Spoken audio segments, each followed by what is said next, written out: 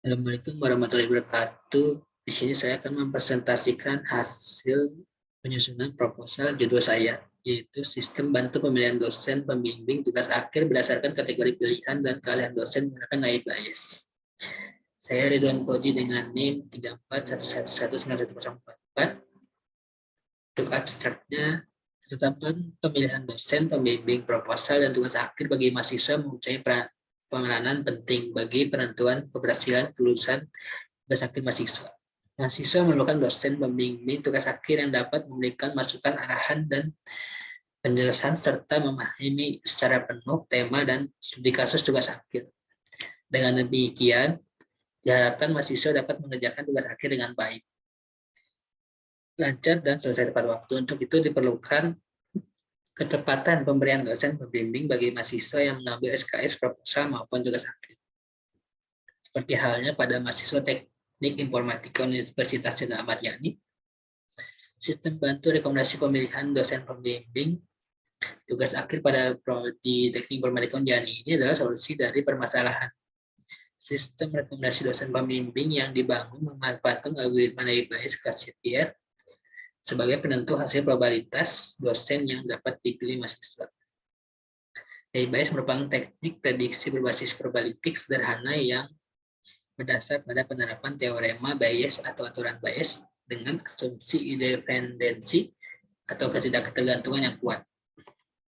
Makanya, penelitian ini hasil pengembangan dari penelitian terdahulu dengan judul Integrasi Kategori Skripsi dan Keahlian Dosen dalam naive Bayes untuk pemilihan dosen pembimbing dalam pengembangan sistem aplikasi dibuat dengan konsep yang lebih mudah digunakan dengan tampilan yang lebih menarik dan user-friendly dibandingkan aplikasi terdahulu yang lebih sederhana dan kurang aplikatif. Selain itu, pada hasil akhir sistem disajikan juga dalam bentuk ringkasan hasil rekomendasi dosen yang sebelumnya diberikan setiap kali ada mahasiswa sebagai user yang melakukan training data dengan kriteria pilihan. Dalam pengembangan ini, direkomendasikan dosen sebagai pembimbing tugas akhir disajikan dalam bentuk per kategori atau per kriteria berdasarkan pemilihan yang pernah dilakukan oleh user dan proses dalam sajikan dalam bentuk informasi. Pemilihan dosen pembimbing tugas akhir merupakan salah satu faktor penting pendukung dalam penyusunan proposal skripsi mahasiswa. Diharapkan penentuan dosen pembimbing tepat dan sesuai antar keahlian dosen dengan mata kuliah atau bidang keahlian dosen pembimbing. Karena jenis skripsi mahasiswa teknik informatika adalah sebuah aplikasi atau software atau proyek yang digunakan untuk mempermudah dalam penyelesaian suatu pekerjaan atau aplikasi yang diperuntukkan bagi sarana bantu yang bersifat sistem pendukung keputusan, sarana atau media belajar, dan sebagainya. Maka dibutuhkan konsep perancangan yang benar-benar matang. Sebelum akhirnya diwujudkan dalam bentuk aplikasi, untuk itu dibutuhkan dosen pembimbing yang tepat dengan bidang keahlian sesuai dengan kategori atau bidang ilmu skripsi yang diajukan mahasiswa dalam proposal skripsi. Hal ini bertujuan agar konsep dan perancangan tugas akhir yang dibuat dalam proposal dapat dikerjakan atau diwujudkan dengan mudah sesuai dengan tujuan yang direncanakan. Untuk pembahasan permasalahannya, yang dibahas adalah masalah yang pada pemilihan dosen yang berdasarkan kategori pilihan atau kategori mata kuliahnya sesuai dengan judul tersebut atau tidak, lalu keahlian dosen yang sesuai untuk membimbing mahasiswa dalam mengerjakan tugas akhir.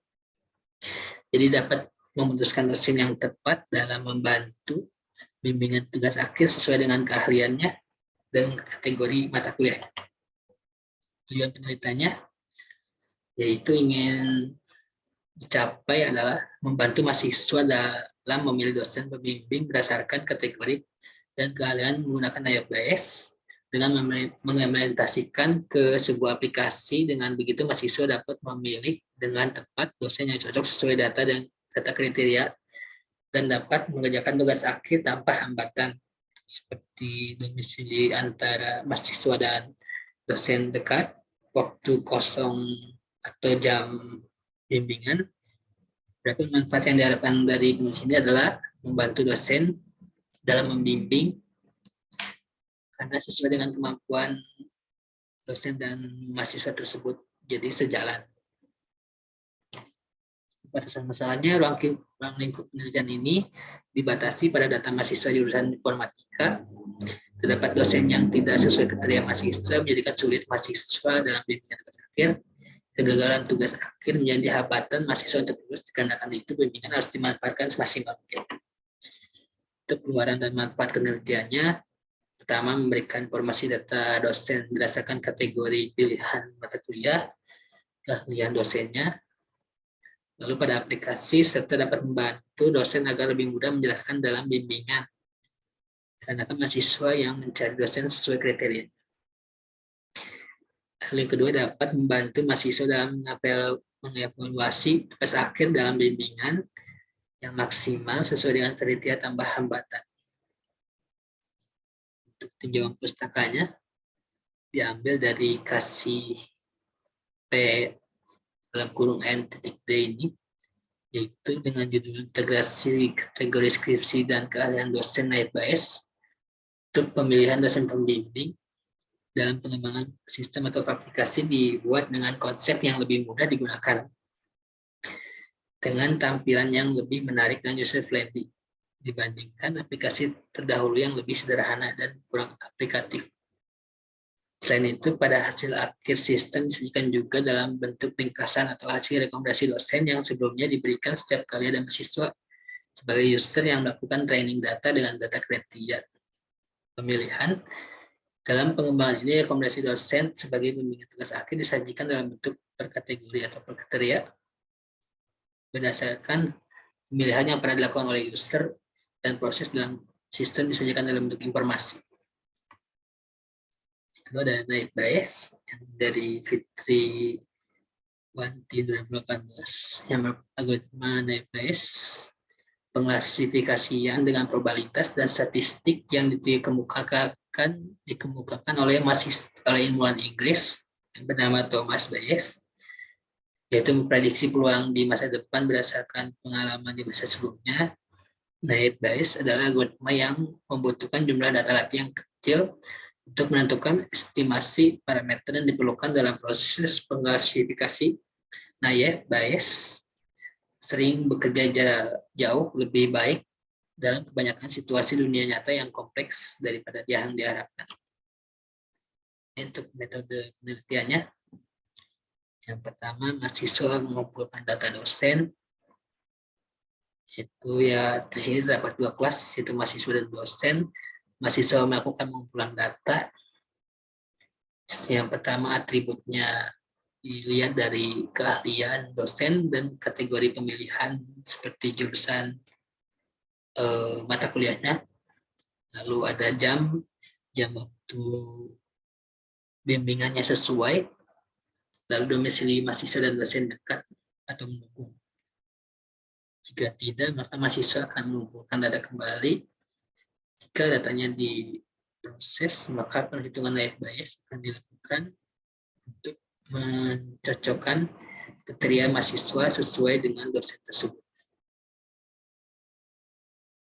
Maka jika tidak, data kembali diproses, misalnya jamnya itu tidak sesuai atau domisilinya jauh, maka mahasiswa tersebut akan mengganti atau mencari dasar dosen yang lain.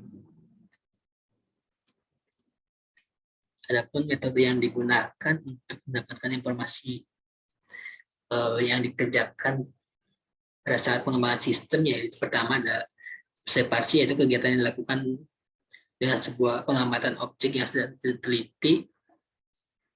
Pengamatan ini dilakukan dengan data dosen seperti kategori pilihan, pilihan jurusan, keahlian dosen tersebut, jam waktu bimbingan, dan domisili jarak antara dosen dan mahasiswa.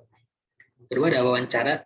Kegiatannya dilakukan untuk mencari dan mengumpulkan informasi data yang diperlukan untuk membangun sebuah sistem. Kegiatan yang dilakukan dengan data terbuka atau menggunakan media sosial ataupun mengisi Google Form. Yang ketiga, studi pustaka, mengumpulkan data dengan cara mencari informasi lewat buku, jurnal, dan literatur yang bertujuan untuk sebuah landasan teori. Ini untuk jadwal penelitiannya. Pertama, studi pustakanya minggu 1 dan minggu kedua pada bulan Juni. Untuk minggu ketiga dan keempat pengumpulan data. Bulan Juli minggu 1 dan 2 rancangan sistem. 3 dan keempat pengujian dan analisis sistem. Ini adalah referensi yang diambil. Sekian dari saya. Maaf bila banyak salah. Assalamualaikum warahmatullahi wabarakatuh.